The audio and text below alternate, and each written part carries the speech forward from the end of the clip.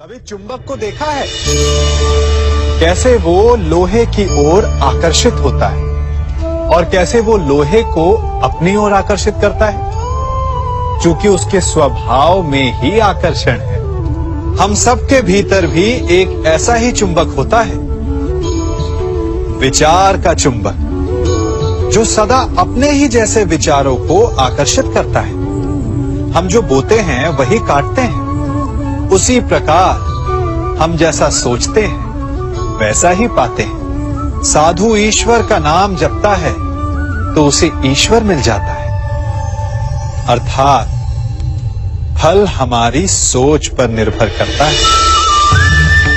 ओस की बूंद यदि केले के पत्ते पर गिरे तो वो कपूर बन जाती है, सीप में गिरे तो मोती, और यदि विषधर के मुख में गिरे तो विष।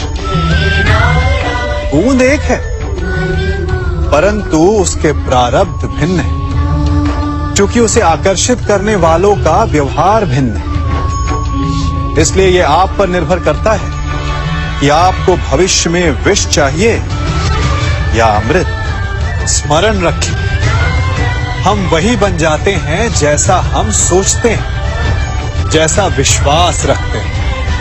यह आपका विश्वास ही है जो ये निर्धारित करेगा कि आपको विष मिलेगा या अमृत। इसलिए अपनी सोच को सुदृढ़ रखिए, सकारात्मक रखिए, और फल भी सकारात्मक ही आएगा।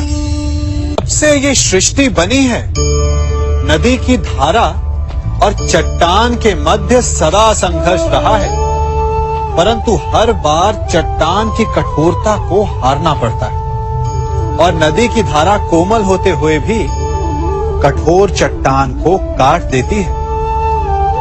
कभी सोचा है क्यों चट्टान इतनी कठोर और जल इतना कोमल, चट्टान इतनी दृढ़ और जल इतना लचीला, फिर भी सदा जल कठोर चट्टानों के मध्य से अपना मार्ग बना ही लेती है? कारण केवल एक है, और वो है लगातार चलने की क्षमता। जल बढ़ता रहता है, चट्टान अडिग रहती है। इसी कारण जल चट्टान को काटकर मार्ग बना लेता है। इसलिए लगातार चलते रहिए, रुकिए मत, क्योंकि चट्टान जैसी हर समस्या को आप भी जल की तरह काट सकते हैं। इस फल को देख रहे हैं आप? अभी अभी अपनी डाल से अलग हुआ है। बड़ा दुख होता है ना जब आप अपने उद्गम से अलग होते हैं, परंतु ये दूरी भी आवश्यक है। अब इस फल को ही ले लीजिए।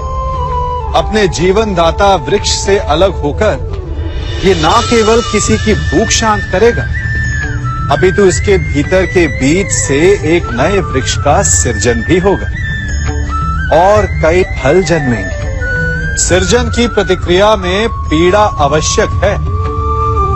यदि पीड़ा नहीं होगी तो सृजन नहीं होगा।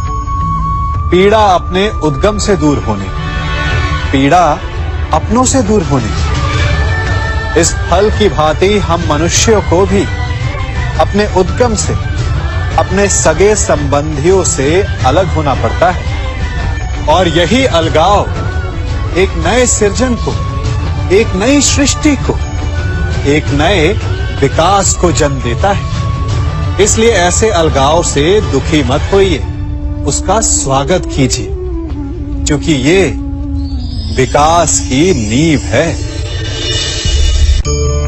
अपराध वो भावना है जिसके कारण संसार में सदा दुख ही व्याप्त रहता है। हम सब अपराधियों से घृणा करते हैं, उन्हें कोसते हैं, परंतु क्या कभी विचार किया है कि कोई भी जन्म से अपराधी नहीं होता? तो ऐसा क्या कारण है कि कोई इतना बुरा बन जाता है कि वो बुराई की सीमाएं ही पार कर जाए? कारण है कामना।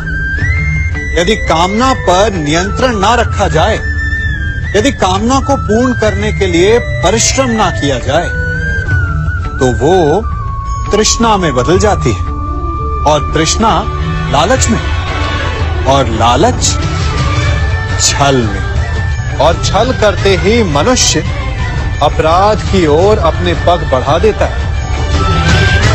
इसलिए ये अत्यंत आवश्यक है कि मन की कामनाओं पर नियंत्रण रहे।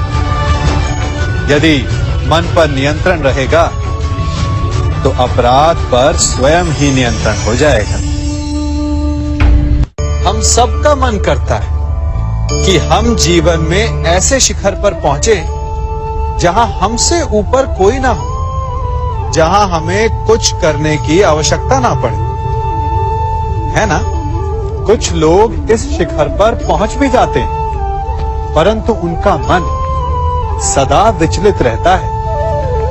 इतनी मनोरंजक बात है ना कि जिस विश्राम को पाने के लिए हम इतनी मेहनत करते हैं, इतना परिश्रम करते हैं, वो हमें मिलता ही नहीं। कारण स्वयं सोचिए, वन का राजा होने के पश्चात भी सिंह को अखेट के लिए परिश्रम क्यों करना पड़ता है? सोचिए, मैं बताता हूं।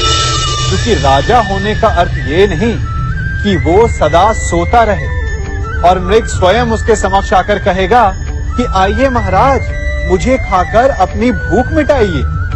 तो समझ लीजिए, कार्य आपके परिश्रम से संपन्न होते हैं, केवल कामना से नहीं। यदि आप नीचे हैं तो सदा स्मरण रखें कि आपका परिश्रम ही आपको ऊंचाइयों पर ले जाएगा, और यदि आप ऊंचाई पर हैं तो वहां पर भी रहने के लिए आपको निरंतर परिश्रम करते रहना होगा। अर्थात परिश्रम से मुक्ति नहीं है, क्योंकि परिश्रम ही जीवन है। सबसे अधिक महत्वपूर्ण क्या है?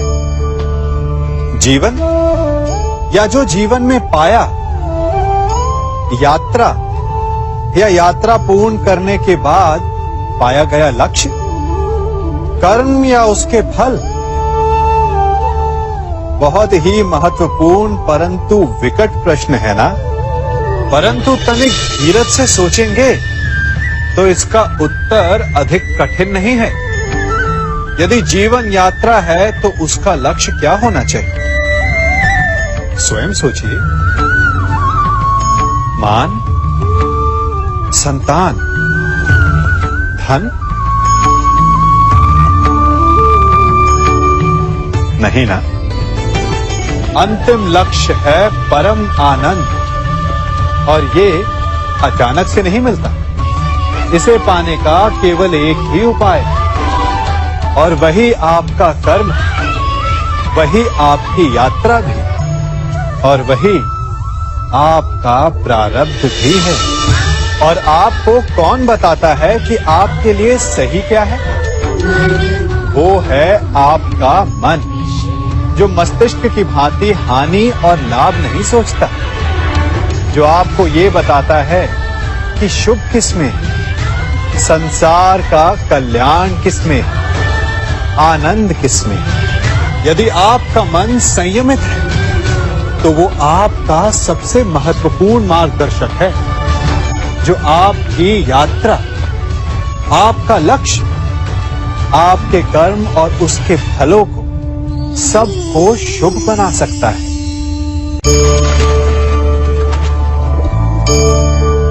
इन पक्षियों को देख रहे हैं आप? इनका उड़ना वायु में इतना संतुलन मुक्त कर देता है ना? इन्हें उड़ते देख आपके मन में भी इच्छा होती होगी कि इन्हीं की भांति आप भी स्वतंत्रता से उड़ पाएं। ईर्ष्या होती है ना, जब आप इन्हें खुले आकाश में ऐसे विचरण करते देखते हैं। पर कभी सोचा है इस उड़ान को, इस स्वतंत्रता को पाने के लिए कितना परिश्रम, कितना अभ्यास किया होगा इन्होंने? आकाश में उड़ने से पूर्व धरती पर कितना गहन परिश्रम किया होगा इन्होंने। इनके माता पिता ने पहली बार जब इन्हें पंख फड़फड़ाने को उकसाया होगा तो कितनी बार गिरे होंगे। पहली बार वायु में उड़ते समय कितना भय लगा होगा इन्हें।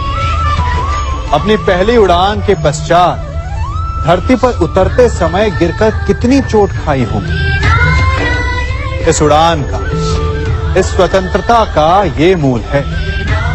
यदि आप ये दे सकते हैं तो अवश्य आप भी इस स्वतंत्रता को पा सकते हैं। इन पक्षियों की भांति ही अपने चारों ओर जब भी आप किसी सफल मनुष्य को देखें तो उससे ईर्ष्या ना करें।